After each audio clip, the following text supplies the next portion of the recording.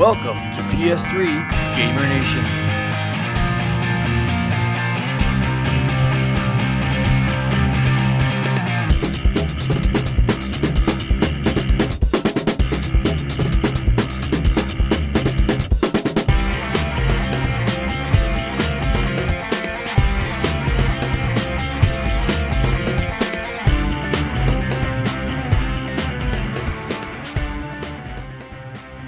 This is PS3 Gamer Nation, for gamers, by gamers, reviewing only PlayStation 3 games from disk space to downloadable.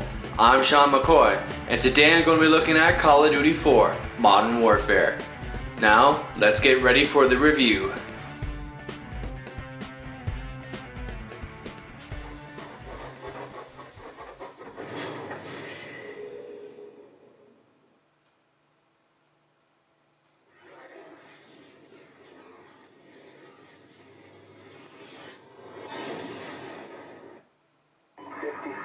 People used to live here. Now it's a ghost town. Our so-called leaders prostituted us to the West, destroyed our culture, our economies, our honor. U.S. Marines stationed on high alert were given the order to invade the small...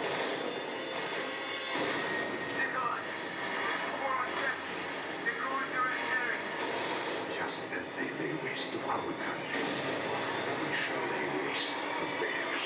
You think this will stop the bloodshed?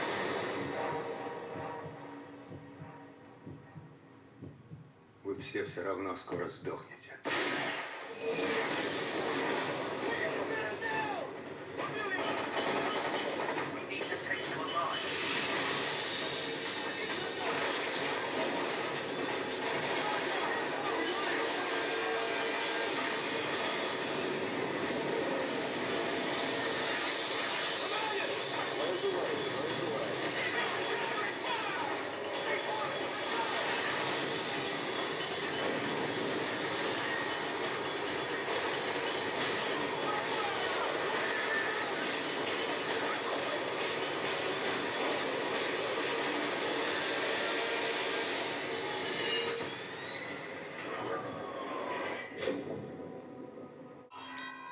Call of Duty 4 has the same game style as the others in the franchise, but this time in the modern era.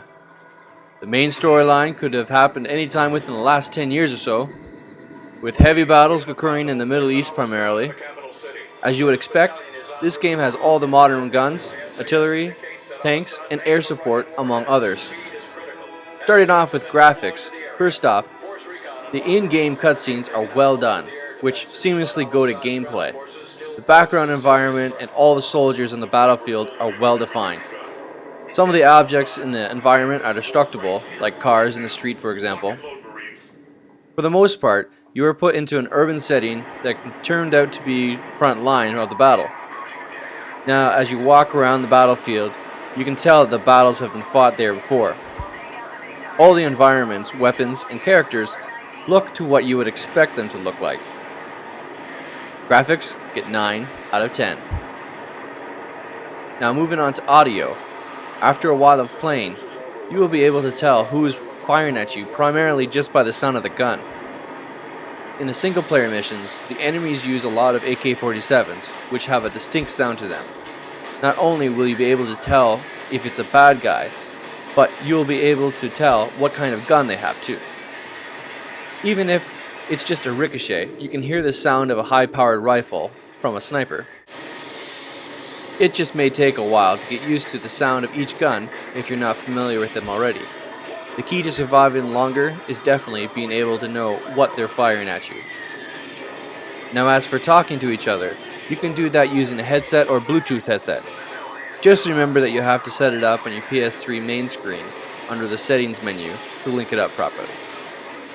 You can talk to everyone when you're in the lobby on multiplayer as you wait for the next match to start. Don't worry though, when you're playing team matches, the enemy cannot hear what you're saying, only your allies can. To go along with this, you can also mute specific people if you find them either offensive or just flat out annoying. Audio gets 9 out of 10. Now moving on to gameplay. This is quite the challenging game in the single player mode. Let me start off and say thank God for the automatic save checkpoints. You will find yourself in a lot of heavy combat zones, but that's the job of the frontline soldier. At times you'll be called on to do tasks like being a sniper, and other times like a gunner in a helicopter. You're given specific instructions throughout the game, but not the particulars of how to do it. For example, your objective is to rendezvous with your other squad at the market square. How you get there is up to you. You find yourself doing the same part of the mission over and over again. This is true mostly due to the amount of options you can choose to get there, and from the sheer amount of enemies you're trying to fight. The computer-controlled opponents in this game are decent. They all seem to have fairly good aim. In the single-player mode, the artificial intelligence will always go to the same spot to hide and fire from. So, once you start the mission and you have to do it again, there's no surprise where the enemy is anymore. Gameplay gets 7 out of 10. Looking at multiplayer online, the online portion of this game is great. You can hook up with friends or just play along with random people. All this is done in the lobby portion, which has all the features you could want. From current stats to current rank, to special weapon selections, and of course, all the available game modes that you can get in on. Like I mentioned, there is a ranking system for your online play, which allows you to only play against people close to your rank. Another cool feature is the weapon objectives, which track your stats for each weapon during all your online games. After you reach the objective goal for each weapon, a new attachment becomes available for you to use. For that weapon only though.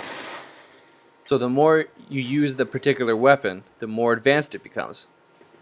One of the really cool attachments is the silencer, so that you no longer show up on the screen when you fire. That's right, when you fire while playing online, everyone can see a little blip showing your location. There are many kinds of matches available along with many maps to choose from. Once you're in intermission between games, it will pick the map randomly, and if the majority of the people playing vote to skip that map, then you will start the next random map right away. Unlike the single player mode where the computer is predictable and consistent, now you're fighting against real people who are also looking to rank up and upgrade their weapons, or who have already had upgraded their weapons. You can even take their weapon from them after they die, since their body will still be lying there even after they respawn. Multiplayer online gets 9 out of 10. Moving on to replay value. Now as for how long you'll play this game, the single player campaign will take a good amount of time to complete. That's not even mentioning the broken furniture. So don't feel bad about having to play the level over and over again, especially if you put down the game for a week or more. The longevity of this game comes from the online play. There's nothing more challenging than fighting against a human opponent. The gameplay will change all the time, since you never know who you'll face online. If you find that you really like your teammates in the team games, then you can always add them to your friend and hook up with them later, or join a faction.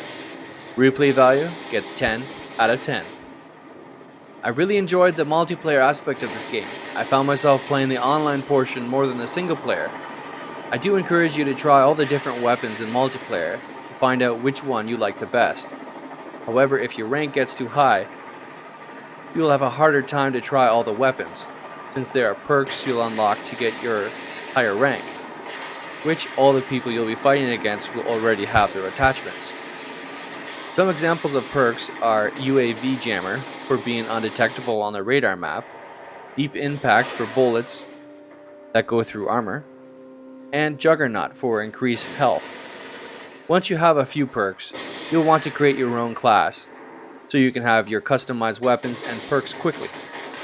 This game is definitely a welcome change from the World War II Call of Duty games. Final score is 9 out of 10.